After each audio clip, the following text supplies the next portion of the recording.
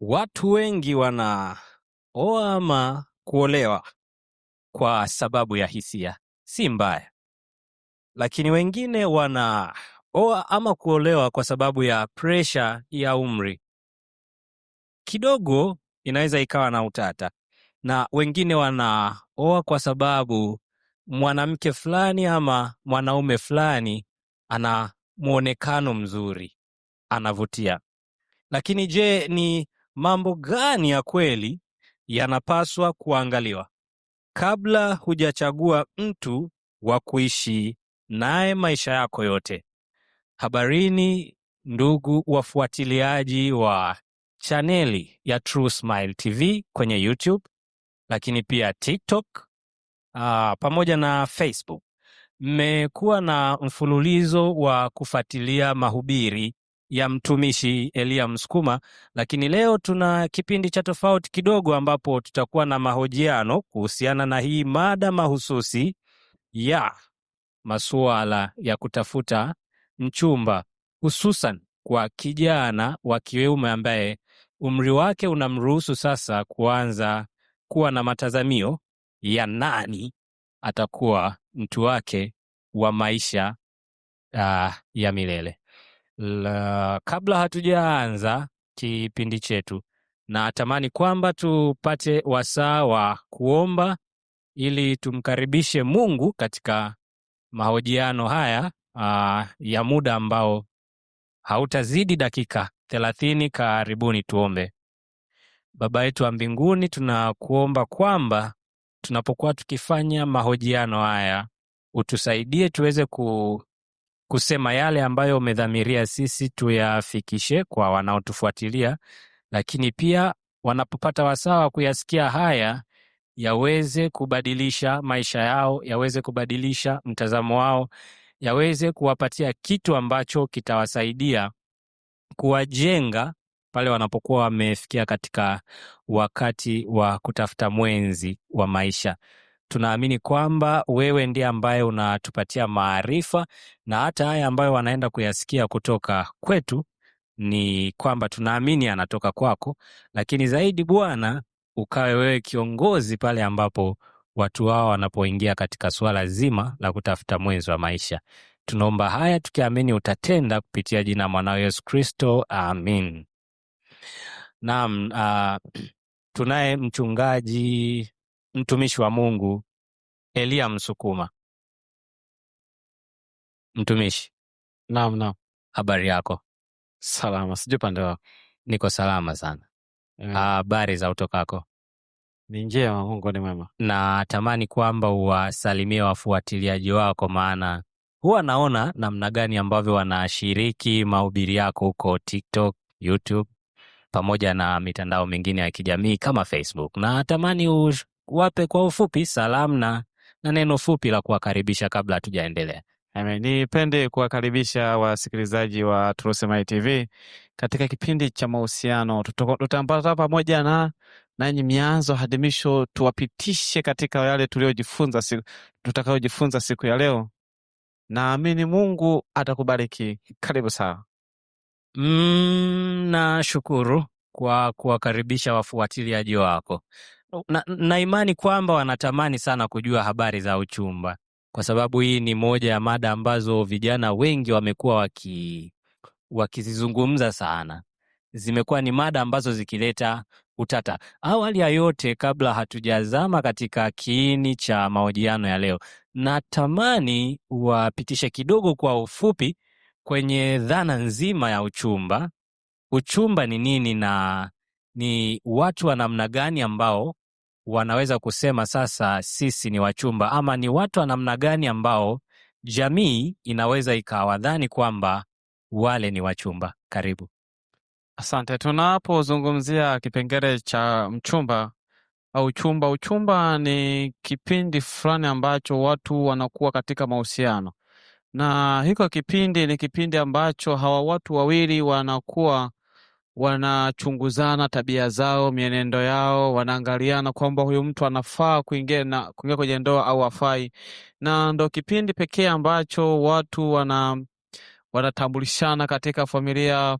Tafasiri yake ni kwamba kipindi hiki familia ya upande wa binti wanajua kuhusu kijana na upande wa kijana wanajua kuhusu kijana wao, swala lake la kuwa katika mahusiano ya uchumba.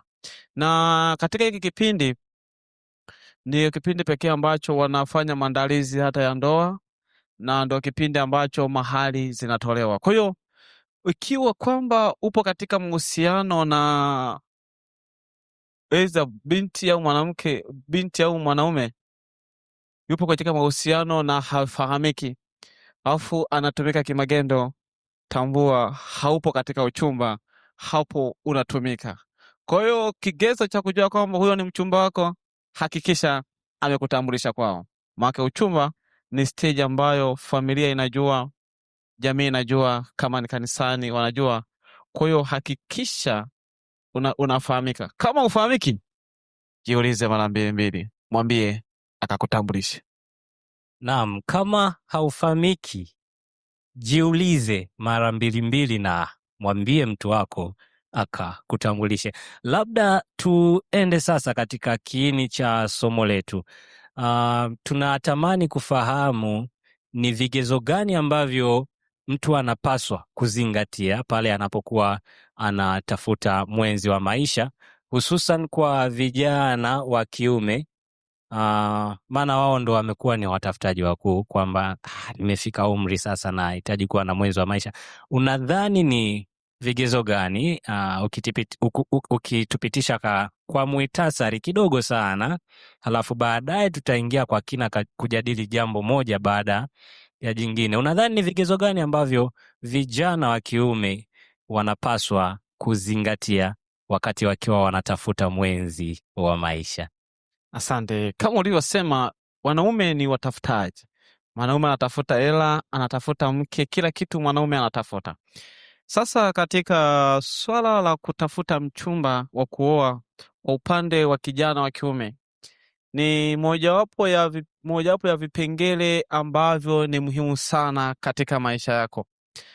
Kwa hiyo katika maisha ya kijana wa kiume, ukipata mwanamke sahihi, wewe utaishi maisha ya raha sana. Na usipopata mwanamke sahihi, unaweza ukaishi maisha ya kujuta na kulia, na huenda yakakufanya usiwe na maendeleo yoyote yale katika maisha yako. Na katika siku ya leo tutakuwa na hoja kadhaa ambazo tutaziangazia katika kipindi cha leo.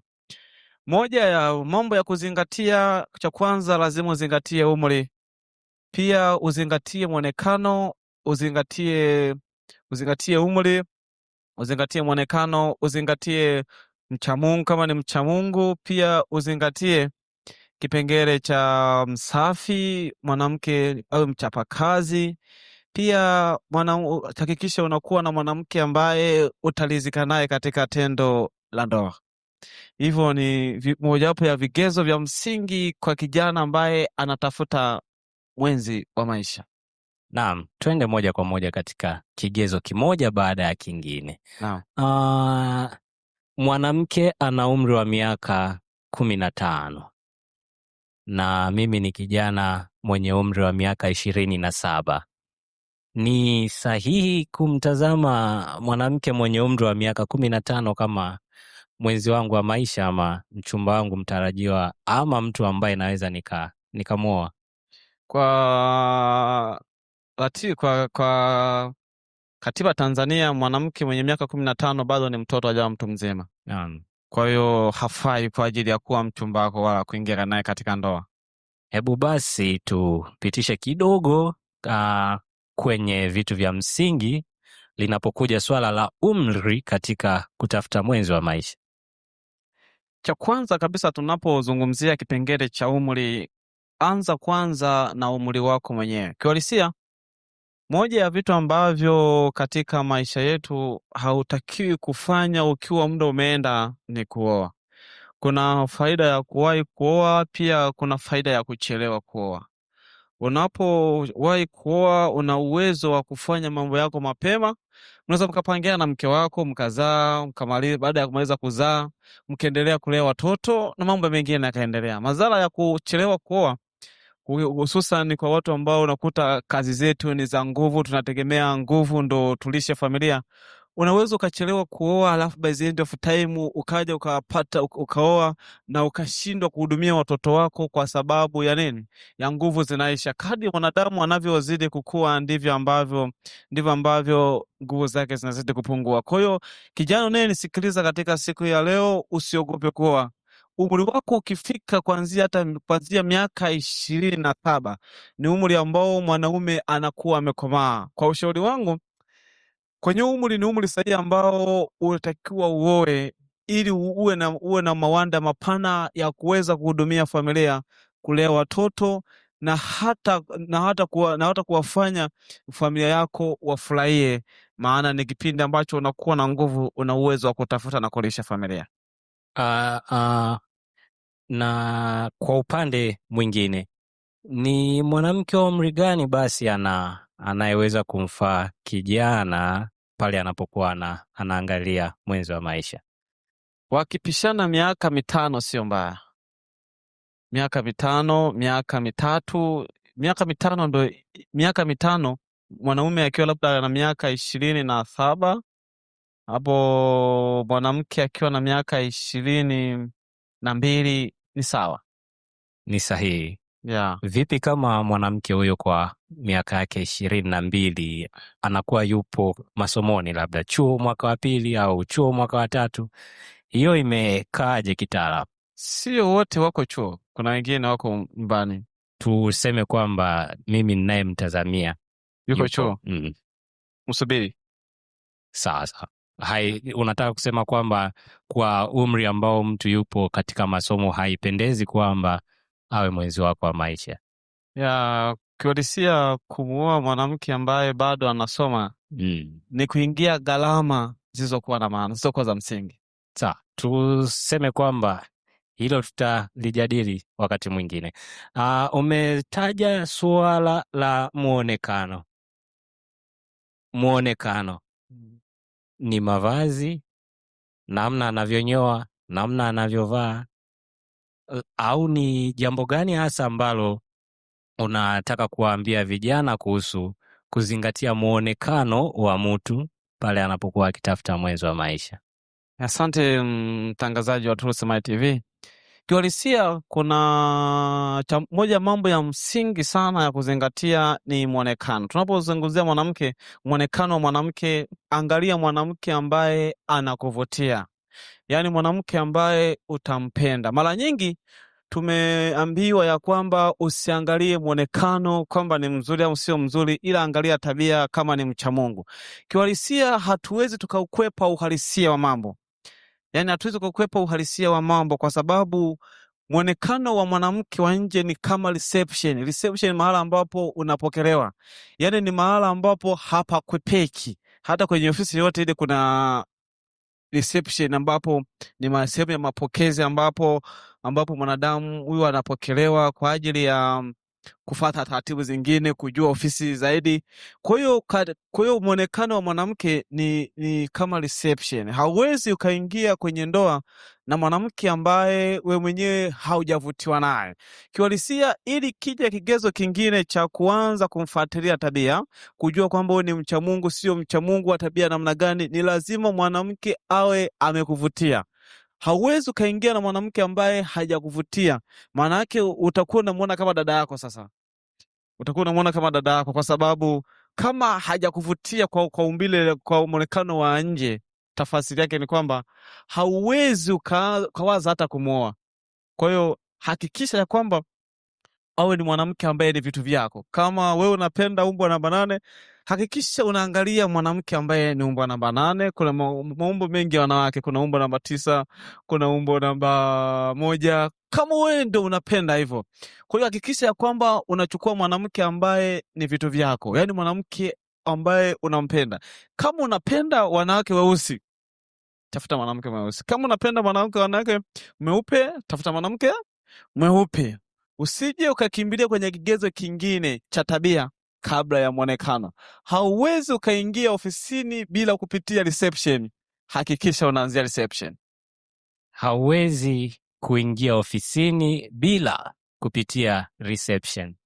Hakikisha kwamba mtu ambaye unataka kumuoa ni mtu ambaye sehemu yake ya mapokezi, yaani muonekano, ni kitu ambacho kinakuvutia wewe. Sawa sawa. Imekaa sawa, mchungaji? Yeah. Unawaambia nini watu ambao wanasema mwanamke tabia? Mwanamke tabia. Mwanamke ni tabia, ni ndio. Ninapozungumzia hoja ya kwamba angalia mwanamke ambaye atakuvutia, kama atakuvutia kwa uzuri, pia isiwe main point ya wewe kuingia katika ndoa, ila iwe ni mojawapo ya vigezo ambavyo vitakufanya wewe kuingia kwenye ndoa na huyo mwanamke. Si utakuwa umenipata hapa, mtumishi? Nakupata hapo, mtumishi. Ya, hakikisha ya kwamba isiwe main point ya wewe kuingia kwenye ndoa na huyo mwanamke, ila hauwezi ukaingia ofisini bila kupitia reception. Sasa tumeshapata mwanamke ambaye ana muonekano mzuri, tumeshapata mwanamke ambaye ana umri unaofaa kwa ajili ya kuwa mwenzi wa maisha. Hapa kwenye tabia, tukizama kiundani, unapazungumziaje? Na unadhani ni tabia zipi ambazo kijana wa kiume anapaswa kuziangalia zaidi pale anapokuwa anatafuta mwenzi wa maisha? Ya, tabia ambazo anatakiwa kuziangalia, kuna pointi moja ambayo wanasema ni kuwa mcha Mungu. Sawa. Mcha Mungu ni pointi moja ambayo imechukua pointi nyingi ndogo ndogo sana. Ndo utakuta lazima mwanamke, angalia mwanamke mwaminifu. Sawa. Angalia mwanamke ambaye ni mkarimu. Sawa. Angalia mwanamke ambaye ni mtiifu. Sawa. Angalia mwanamke ambaye ana maisha ya maombi. Sawa. Kwa hiyo katika tabia, hakikisha ya kwamba awe anamcha Mungu. Akimcha Mungu, tafasiri yake tabia zake zitakuwa ni njema. Sawa. Hakuna mcha Mungu mwenye tabia mbaya. Sawa.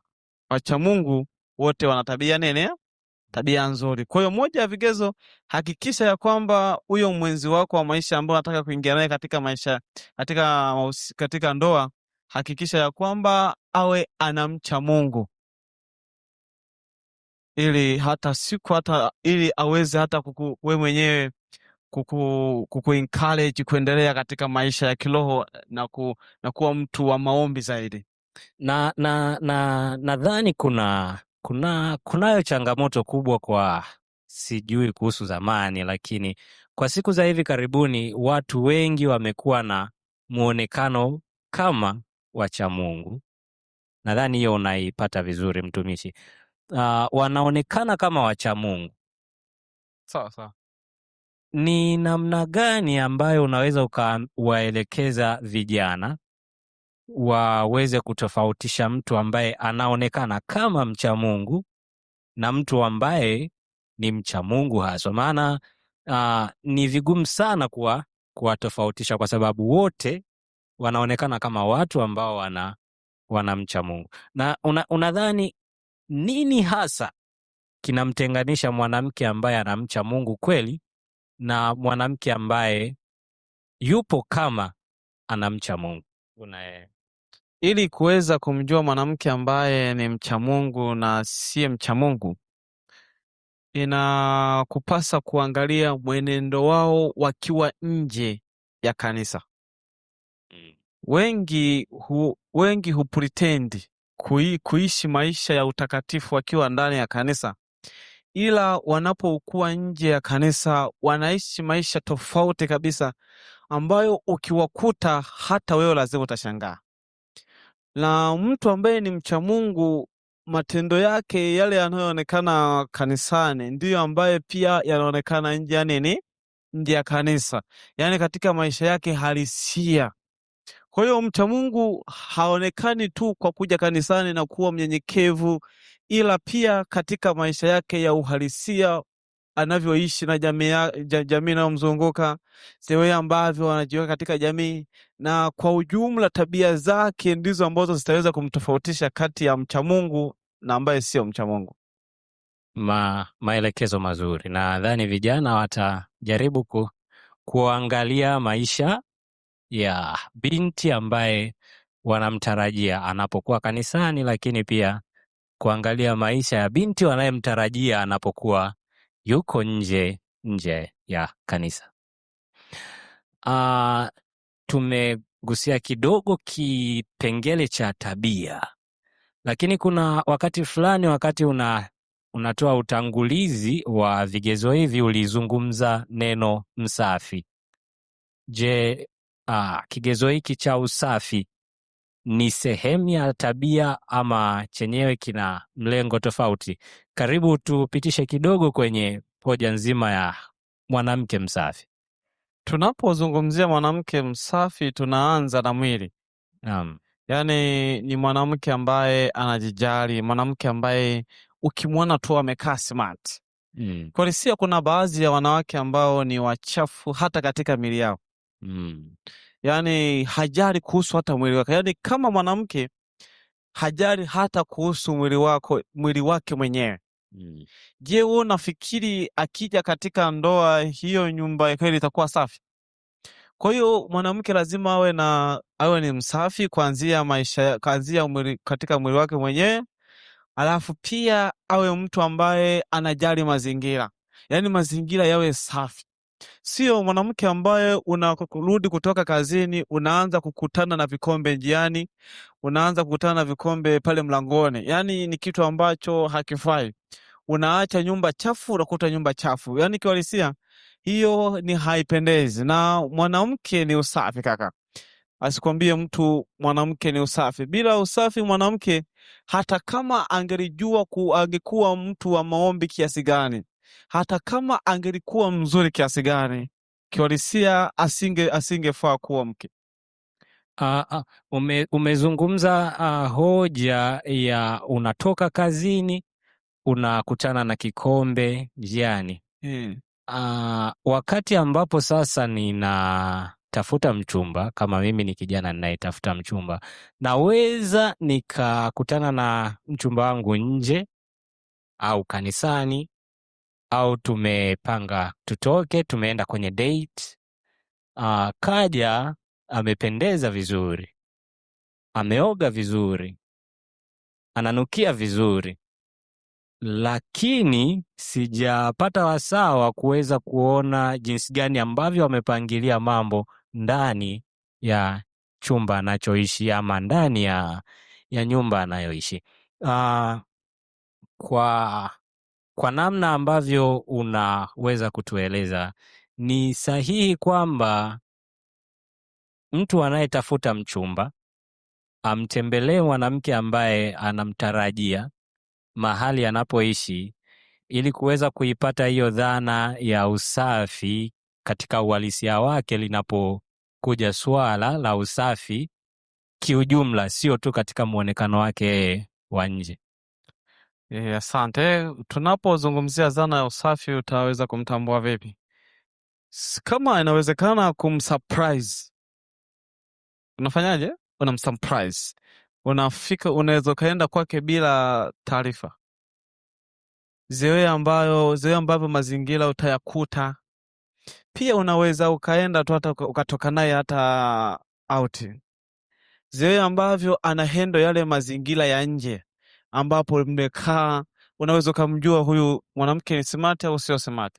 Yaani kunakuta kuna mwanamke ambaye unaweza mkao umeagiza vitu unakula, yani mauchafu, yani kiasi kana kwamba alikuwa na uwezo wa kukusanya ule uchafu akauweka vizuri, ila anaacha vibaya tu.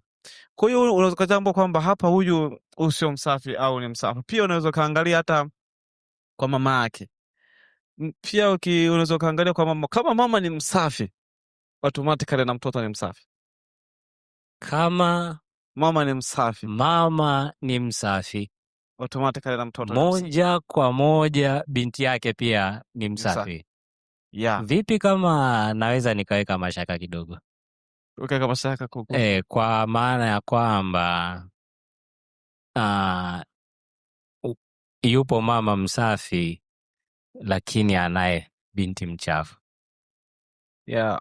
Hiyo unawezaje kututhibitishia kwamba ipo hivyo, ili labda vijana wanaweza kuanza pia kufuatilia habari za mama za mabinti wanaotaka kuoa? Kiuhalisia, kama mama ni anaishi maisha ya usafi, ninamaanisha mama ndo anakaa na muda mrefu na binti yake na tangu akiwa mtoto. Kwa hiyo kama tangu akiwa mtoto, maana yake kama mama ni msafi, tafasiri yake ni kwamba binti ameandaliwa tangu akiwa mtoto, amefundishwa kuwa msafi. Kwa hiyo mpaka anakuja kuwa mtu mzima anajitegemea, usafi imekuwa ni sehemu ya maisha yake. Sawa sawa. Na mara tu ninapogundua kwamba sio msafi, yaani umri tiki, kumcha Mungu tiki, mwonekano tiki, mara tu ninapogundua kwamba sio msafi, je, ni wakati sahihi wa kuachana naye na kujaribu kuangalia upande mwingine, ama kuna namna ambayo inaweza ikafanyika kwa ajili ya kumweka sawa pengine kidogo, kisha tunaendelea katika hatua zinazofuata? Hapo pia unatakiwa uangalie huyu mtu amekulia mazingira gani. Unakuta maybe huyo hajakulia katika mazingira ya kutengeneza kuwa msafi, amekuwa katika maisha ambayo ni anafanya anavyotaka. Kwa hiyo automatically swala la usafi kwenye kichwa chake alipo. Kwa hiyo pia mmoja mtu mmoja atakuwa elewa mazingira ambayo unataka kuingia naye katika ndoa amekulia. Watu tumekulia katika mazingira tofauti tofauti, na mazingira ambayo tumekulia ndio yanatufanya kuwa hivi tulivyo. Kwa hiyo tafasiri yake ni kwamba usikimbilie kuacha, ila badala yake jaribu kuelewa mazingira ambayo amefanyaje, amekulia, ili upate kuchukua maamuzi ambayo yako sahihi, ya kwamba huyu ni mwache ama ni msache. Lakini usimwache kama mtu ambaye anabadilika, maana mwanadamu is dynamic, ana uwezo wa kubadilika kutoka tabia ya kuwa mchafu mpaka kuwa kuwa msafi. Kwa hiyo unaangalia mazingira ambayo amekulia, kama ni mazingira huenda kuna wengine ni wachafu kwa sababu mazingira waliokulia yametengeneza kuwa hivyo, na kuna wengine ni wasafi kwa sababu mazingira ambayo wamekulia yamewatengeneza kuwa hivyo. So sikimbilie kuacha. Sawa. Mwandishi mmoja wa vitabu vya kusaidia watu, self-help books, anazungumza kwamba mtu mchapakazi, mtu ambaye anafanikiwa, jambo moja dogo sana la kuweza kuanza nalo ni kuhakikisha kwamba anaacha kitanda chake kikiwa kisafi, kimetandikwa vizuri. Tunavyozungumzia sasa hoja ya usafi, nataka pia tuhusianishe na ishu ya kuchapa kazi ambayo katika utangulizi wako umeitaja. Kwa hiyo mwanamke ambaye sio msafi, tafsiri yake moja kwa moja sio mchapakazi. Tafsiri yake moja kwa moja hafai kuwa mchumba wa kijana ambaye yuko tayari kwa ajili ya kuoa. Kwenye uchapakazi hapo na usafi ni kama pointi ambazo zinategemeana. Mtu anaweza kawa ni mchafu ila ni mchapakazi. Haujawahi kuona mtu ambaye ni binti mchafu hajali kuhusu masuala ya usafi, lakini kwenye upande wa kazi hauwezi kumtoa. Kwa hiyo kuna wengine ni wachafu ila stili bado ni nini? Ni wachapakazi. Kwa hiyo hizo ni pointi mbili ambazo zinafanyaje, zinajitegemea. Kwa hiyo katika kipengele cha kuwa mchapakazi, pia inavutia sana ukipata mwanamke ambaye ni mchapakazi. Mwanamke mchapakazi ana uwezo wa kusapoti maendeleo ya familia. Mwanamke mchapakazi ana uwezo wa kufanya jambo fulani kwa ajili ya maendeleo yenu wenyewe ya kiuchumi. Kwa hiyo unapoangalia mwanamke, usiangalie mwanamke mvivu, mwanamke ambaye yeye ni kushinda saluni anasuka nywele, mwanamke ambaye kazi yake ni kutengeneza kucha tu. Yaani usiwe na mwanamke ambaye yeye kazi yake tu ni anawazaga kukaa kwenye tamthilia. Yaani usiwe na mwanamke ambaye Yaani yeye kazi yake tu ni kutembeleaga mashosti, anatembelea tu mashosti marafiki zake, yaani tafasiri yake huyo ni mvivu na mvivu. Kwa hiyo katika maisha ya unapoangalia mchumba, usiangalie mwanamke wa namna hiyo, angalia mwanamke ambaye ni mchapakazi, ambaye anajitambua, anaelewa majukumu yake. Kama mke anaweza akasimama kama mke katika familia, anaweza pia kusimama hata kama wakati usipokuwepo wewe mambo yakaenda. Usichukue mwanamke ambaye hata siku usipokuwepo mambo yote hayaendi. Kwa hiyo kuwa makini unapotafuta mchumba. Kwa mazingira ya hapa Dar es Salaam, sifahamu kuhusu maeneo mengine sana, lakini nataka nijenge hii hoja kwa mazingira ambayo yapo hapa Dar es Salaam. Kama unaishi Tegeta kwa mfano, na mwanamke unayetaka kumwoa anafanya kazi posta, kwa haraka haraka, ili mwanamke aweze kuwahi katika sehemu yake ya kazi, inamfaa aamke alfajiri sana kwa ajili ya kujiandaa pamoja na kuwahi kufika katika eneo la kazi, na pia ili aweze kufika nyumbani, maana kawaida kazi nyingi muda wa kutoka ofisini ni saa 11, saa 12, jumlisha foleni katika njia zetu hizi hapa Dar es Salaam. Anaingia nyumbani saa 2 usiku ama saa 3 usiku akiwa tayari amechoka sana kwa sababu ya ratiba yake ya kuchapa kazi. Uchapakazi wa namna hii, halafu na majukumu ya mama katika familia, unadhani kwamba ni ndivyo inavyofaa? Ya kiuhalisia, kuna watu ambao wameajiriwa katika serikali, katika taasisi, unakuta anaenda katika majukumu ya kama mfanyakazi, anarudi amechoka. Huyu huwezi ukakaa kwanza kumlaumu. Majukumu mengine kama wewe baba umekuwepo kazi zako nafuu, ukimsaidia sio mbaya. Kwa hiyo unamsaidia, unamsapoti baadhi ya majukumu, inategemeana pia na maelewano yenu.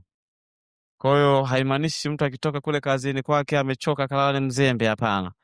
Mpaka anafanya kazi zote zile, maana yake ni nini? Ni mchapakazi. Tunapozungumzia mchapakazi, inamaanisha inajumuisha kazi zote za katika maisha ya wanadamu, na kazi zimetofautiana, kuna za akili, kuna za nguvu, na pia kuna zile basic activities ambazo zinafanyika kila siku, kwa mfano kama kufua nguo, kufanya kazi za nyumbani pale.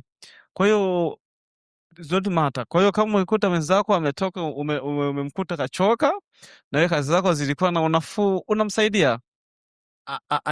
Achilia mbali swala la kusaidiana, na natamani kujua kwamba pale ambapo mwanamke kwa sababu ya ratiba za kuchapa kazi nje ya majukumu ya nyumbani zinamfanya akose muda wa kufanya kazi au majukumu ya nyumbani, hiyo ni sahihi?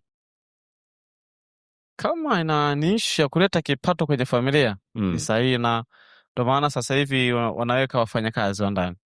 Wafanyakazi wa ndani, yeah. Vipi kuhusu malezi ya watoto? Inatosha kwamba mama asifahamu namna gani ambavyo watoto wameenenda kwa muda wa siku nzima?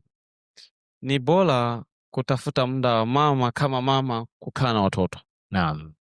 Maana malezi ni mojawapo ya sehemu za msingi katika ndoa. Ukishindwa kwenye malezi, hata kama una kazi nzuri, utaona hata kazi yenyewe ni mzigo. Sawa.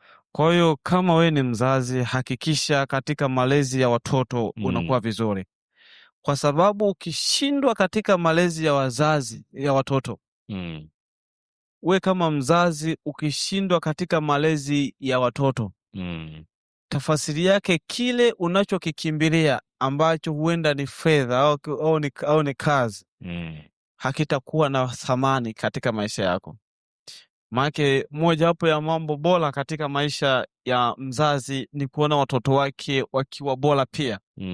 Kwa hiyo kama upati muda wa kuwasaidia watoto wako, kuwasaidia kuwaelekeza, katika njia iliyo bora. Kiuhalisia, tambua unatengeneza hatari kubwa sana baadaye, ambayo unaweza ukajuta na ukaona hata kazi ambazo ulikuwa unazikimbilia zaidi hazina faida, kwa sababu watoto wanapoharibika, cha kwanza umemharibia maisha yake yeye binafsi, alafu pia anakuwa ni mzigo kwa familia. Kwa hiyo hakikisha ya kwamba no matter how umeajiriwa hujaajiriwa, tenga muda kwa ajili ya watoto wako. Sasa nadhani inafaa kwamba tupate siku ambayo tunaweza tukazungumzia kwa kina namna gani ambavyo mtu anaweza akaweka mzani sawa. Anachapa kazi za nje, lakini pia anapata muda wa kuchapa kazi kama mama katika familia. Maana kwa namna ambavyo umesema ni kama vile kazi sawa, lakini pia anapaswa kushiriki kufahamu namna gani ambavyo watoto wanaenenda. Sawa. Na sasa na hoja moja ya mwisho nikihusianisha pia na hili swala zima la kuchapa kazi. Nimewahi kukutana na kisa ambacho mwanaume mmoja anamlalamikia mwanamke wake kwamba kila mara ambapo mwanaume anataka wafurahie ndoa yao usiku, malalamiko ya mwanamke ni nimechoka.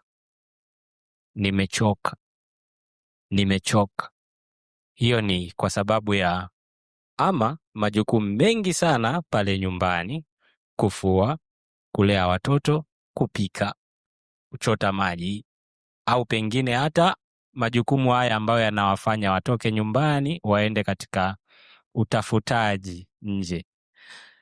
Inatupelekea kwenye mgogoro mkubwa ambao upo kwenye ndoa nyingi, tendo la ndoa.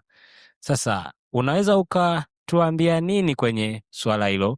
Kijana anapaswa azingatie vitu gani linapokuja swala la kutafuta mchumba na hoja nzima ya tendo la ndoa?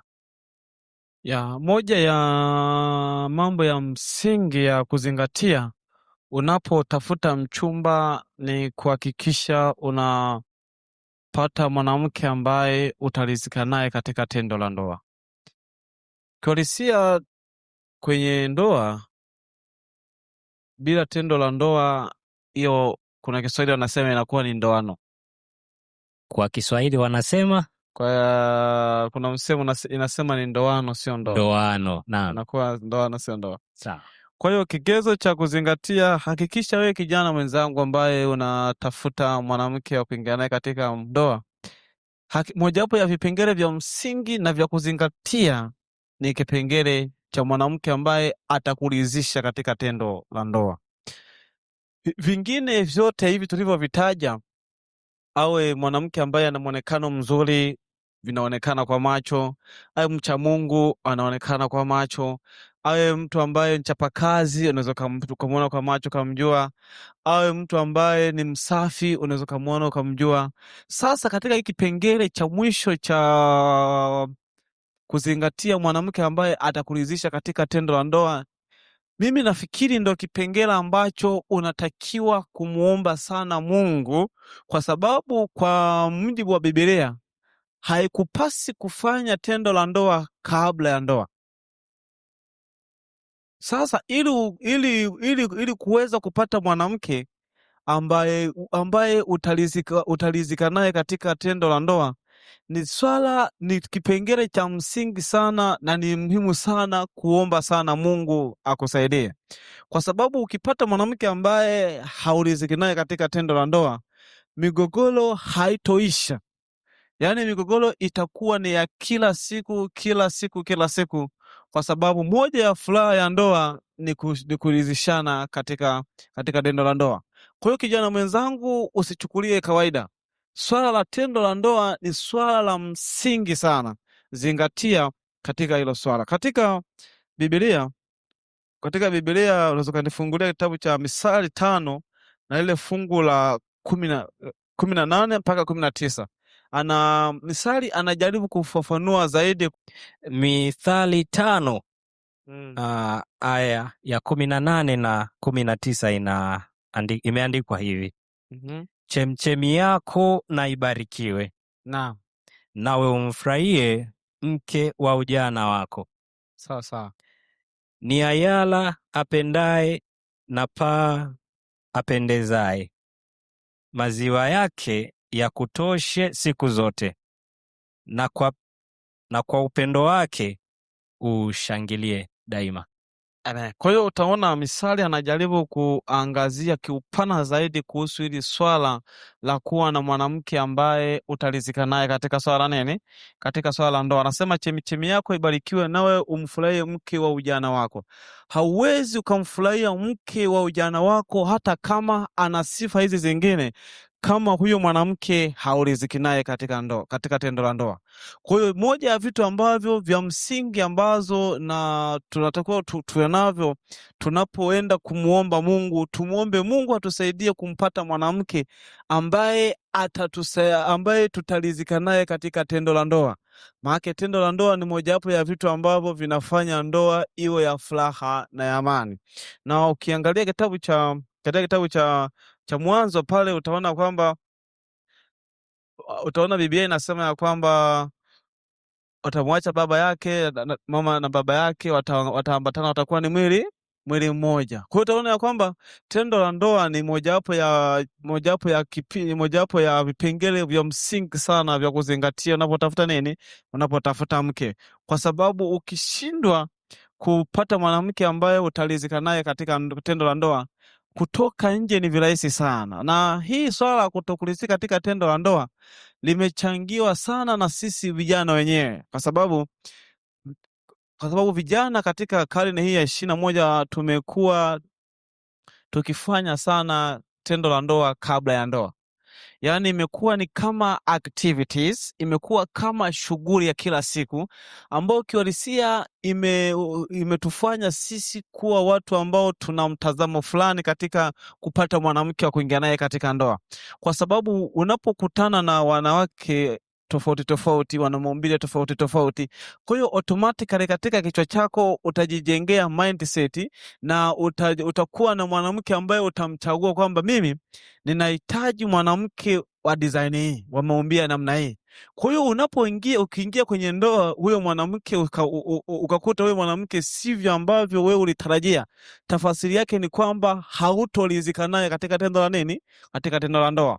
Na ndio maana moja ya vipengele ambavyo natakiwa tuwe navyo, cha kwanza natakiwa tuzingatie vijana tuache kufanya tendo la ndoa kabla ya ndoa.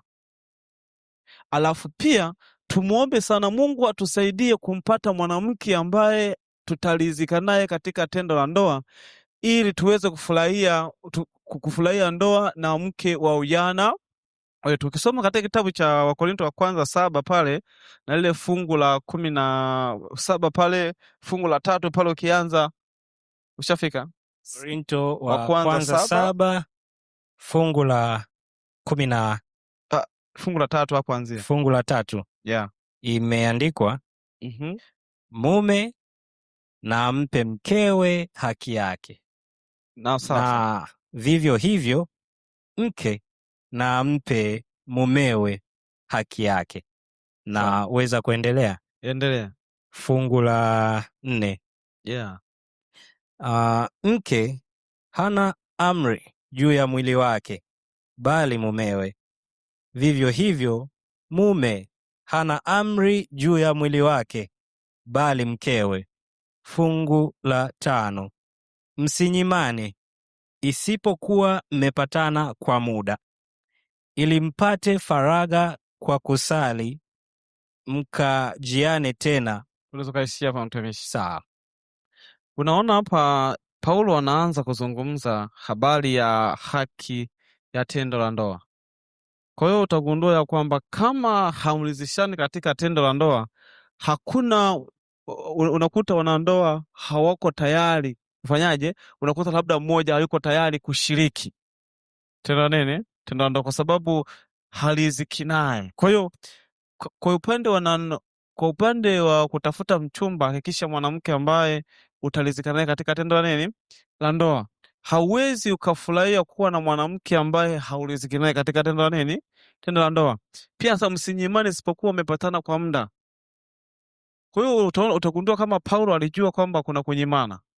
Kwa hiyo hizi ni mojawapo ya sababu ambazo zinapelekea unakuta mwanaume yule mwanamke aliyempata haliziki naye katika tendo la nini, la ndoa. Ana sifa zote, ni mzuri, ni mcha Mungu, unaona, ni mchapakazi, unakuta mdada ni msafi vizuri, lakini mwanaume anakuwa sio mwanamke ambaye analizika naye katika tendo la nini, tendo la ndoa. Kwa hiyo utagundua kwamba ni mojawapo ya vipengele vya msingi na vya muhimu sana inatupasa kufanyaje, kuomba. Anaenda sasa, msinyimane isipokuwa mmepatana kwa muda ili mpate faragha kwa kusali. Utagundua kusali. Kwa hiyo ili muwe faragha, yani iwe kama sehemu ya kufurahia, ni lazima wote wote kati ya mwanaume na mwanamke muwe mnalizishana katika tendo la nini, katika tendo la ndoa. Kwa hiyo wale ambao mnatusikiliza vijana katika mitandao ya kijamii, ni hakikisha ya kwamba unampata mwanamke ambaye utalizika naye katika tendo la ndoa, kwa sababu usipokuwa na mwanamke ambaye unalizika naye, kwanza kubadilisha mawazo na kuanza kutoka nje ya ndoa ni virahisi sana, na itasababisha kuwepo na migogoro mara kwa mara, na itakufanya wewe pia usiwe na hisia hata hamu ya kutaka kufanya tendo la ndoa, kukutana na mwenzi wako wa maisha. Kwa hiyo hakikisha ya kwamba unakuwa makini, unamuomba Mungu. Hiki ndio kipengele ambacho unatakiwa kumuomba Mungu, kwa sababu hauanzi kufanya tendo la ndoa kabla ya ndoa. Ule unaanza kufanya tendo la ndoa baada ya ndoa, na mkishaingia kwenye ndoa hakuna kutengana, inakupasa kuvumilia mpaka kifo kifanyaje, kiwatenge.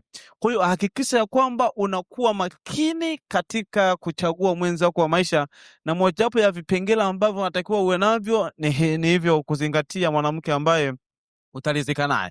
Lakini pia uzingatie hata wewe, ili kumpata mwanamke ambaye utalizika naye katika tendo la ndoa, hakikisha ya kwamba wewe kijana mwenzangu unaacha swala la kufanya tendo la ndoa kabla ya ndoa, kwa sababu linakujengea mtazamo na linakupa wewe uchaguzi wa kuchagua, mimi nataka mwanamke wa maumbile namna hii. Na unapoingia katika ndoa na mwanamke, huenda ukapata mwanamke ambaye ni mwaminifu, akakataa msikutane naye katika tendo la ndoa kabla ya ndoa, ukaingia naye katika ndoa. Kwa hiyo itakufanya wewe usiwe na shauku wala hamu ya kufanya tendo la ndoa na huyo mwanamke, kwa sababu ya ushakuwa na mtazamo wako, umeshachagua mimi nataka mwanamke wa maumbile namna hii, lakini ukamkuta sio mwanamke ambaye unapendelea. Kwa hiyo hakikisha ya kwamba, vijana wenzangu, tujiepushe na zinaa. Biblia inasema usiombe kuacha zinaa, ikimbieni zinaa. Vijana wenzangu, Mungu wa mbinguni ana uwezo wa kutupatia wanawake ambao tutalizika nao katika tendo la ndoa. Wapo akina Rebeka, akina Isaya, akina Isaka waliomba wakapata wanawake wazuri, akina Ibrahimu na wengine wengi. Kwa hiyo tuwe makini, maana katika hii stage ni ya msingi na inaamua hatima ya maisha ya mtu binafsi. Nadhani umeongea kwa mapana hoja hii nzito, lakini ninao uhakika kwamba baadhi ya vijana wanakusikiliza kwa makini, mtumishi, wanasema huenda anasema mambo ya maana, lakini mimi siwezi kuuziwa mbuzi kwenye gunia. Unaweza kuambia nini hawa vijana tunapokuwa tukimalizia mjadala huu? Cha kwanza, wanaosemaga siwezi kuuziwa mbuzi kwenye gunia ni wanaume. Ni wanaume. Na moja vitu ambavyo, kwa hiyo cha kwanza, kama ni binti akakutana na mwanaume ambaye anataka aimbe naye, yani anataka achunguze gunia, mimi namsihi huyo sio mwanaume wa kuolewa naye. Na ukitaka kumpima mwanamume ambaye yuko serious kukuoa, mnyime kwenye tendo la ndoa. Yani akimnyima kwenye tendo la ndoa mwanamke, utaona tu kwamba huyo hakuwa sehemu ya maisha yangu. Na ukiona ameondoka, mshukuru Mungu, maana ilikuwa ni bomu. Ilikuwa atakiwa, hebu just imagine, akaja wa kwanza. Yani tumesema ya kwamba kuna msemo unaosema siwezi nikauzua mbuzi kwenye gunia. Na nimesema binti akikutana mwanaume wa namna hii akimbie. Yani ikipasa kama kuacha ndala aache. kwa sababu utakutana na wanaume wangapi ambao hawataki kuuziwa mbuzi kwenye gunia? Tupo katika ulimwengu ambao vijana tunataka kumchunguza mbuzi kwanza kabla ya kumnunua. Utasema ya kwamba utakuja mwanaume atakwambia ya kwamba mi siwezi kuuziwa mbuzi kwenye gunia, atatoka na wewe, atatoka na huyo binti. Akishatoka na huyo binti ataona kwamba usio vitu vyangu, akaondoka naye akamwacha. Akaja tena mtu mwingine kwa sababu hawezi kuuziwa mbuzi kwenye gunia, akaonja akaondoka. Akaja tena mwanaume mwingine akaja tena akasema kwamba mi siwezi kuuziwa mbuzi kwenye gunia, akafanya. Kwa hiyo unajikuta wewe ni mwanamke ambaye unapitiwa na kila mwanaume ambaye anakuja na sera fanyaje ya kuoa, na wengine hawaji na ajenda ya kuoa, ila wanakuja na ajenda ya kutaka kukutumia, alafu fanyaje waondoke, ila wanakuja na gia ya kwamba nataka fanyaje, nataka kukuoa. Kwa hiyo utagundua ya kwamba ni msemo ambao unawafanya mabinti wengi kuingia kwenye mtego wa wanaume na kutumiwa, alafu zeni wanaachwa. Kwa kitu cha msingi, ukiambiwa hivyo, kama ni mwanamke akisikia hivyo akimbie, kama ndala kuacha na ache. Kama ni mwanamke Akimbie, akisikia kijana anataka ahakikishe mbuzi wake yukoje, akimbie. Kama ni ndala aache. Naam. Kwa ambao mmekuwa mkifuatilia mahojiano haya, yamekuwa ni maelezo ya kina kuhusu baadhi ya hoja ambazo vijana wanapaswa kuwa nazo makini sana wakati ambapo wanatafuta mwenzi wa maisha. Tumekuwa na vingi vya kujifunza ambavyo ninayo imani kwamba kwa namna moja ama nyingine vitakuwa vimekugusa katika yale ambayo umekuwa ukiyafikiria kuyafanya kabla ya kupata mwenzi wa maisha. Naam, ndugu mfuatiliaji wa mahojiano haya, nadhani mmemwona leo mtumishi Elia Msukuma akiwa tena hawapati mahubiri bali nondo muhimu kuhusiana na masuala ya uchumba na mahusiano. Tumejifunza kwamba kutafuta mchumba si suala la hisia pekee, ni maamuzi makubwa ya maisha. Uzuri unapita, pesa zinaweza kuja na kuondoka, tabia inaweza kuwa nzuri lakini usipendezwe na muonekano. Lakini kwa kadri ambavyo tumejifunza, tumeona ni namna gani ambavyo tunaweza tukaweka mzani sawa pale ambapo tunatafuta mchumba au mwenzi wa maisha, kwa kuzingatia vile vigezo muhimu 6 ambavyo mtumishi amevitaja. Na sana zaidi tulikuwa tukijikita katika vigezo ambavyo kijana wa kiume anapaswa kuviangalia pale anapotafuta mwenzi wa maisha. Katika mahojiano yajayo, tunatarajia kwamba tutazungumzia hoja za upande wa pili. Nadhani wanawake watakuwa wanajiuliza kwamba hawa wanadhani kwamba sisi hatuna vigezo.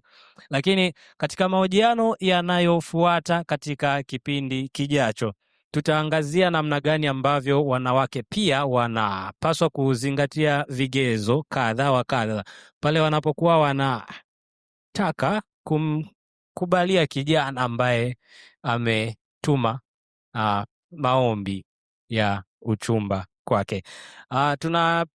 Tunatarajia kwamba una maswali pia. Kama unayo maswali, kama unayo hoja, shiriki pamoja na sisi katika comment section kwenye mitandao yetu ya kijamii: Facebook kwa jina la Elia Msukuma, TikTok kwa jina la True Smile TV, lakini pia YouTube kwa jina la True Smile TV. Lakini pia kama utahitaji maongezi ya moja kwa moja na mtumishi Elia Msukuma, ni mkaribishe aweze kusema namna gani ambavyo unaweza ukampata kwa mawasiliano ya moja kwa moja. Karibu. Kwa mawasiliano unaweza kupiga simu namba 0678437924. Nitarudia 0678437924. Elia Kurwa, unanipata. Namba hizi pia zitakuwa zikionekana katika skrini yetu hapo, hivyo unaweza kuandika namba hizo na kumpigia simu mtumishi wa Mungu Elia Msukuma. Hebu tuambie, mwisho saa ngapi, asija akakutafuta mtu mida mibaya? Kunitafuta mwisho ni saa 4 ya usiku. Mwisho saa 4 za usiku. Naam, tunapohitimisha mahojiano haya, na tamani tusikie neno la hitimisho kutoka kwa mtumishi Elia Msukuma. Karibu. Asante mtangazaji wa Tusemane TV. Neno la mwisho kwa vijana wenzangu ambao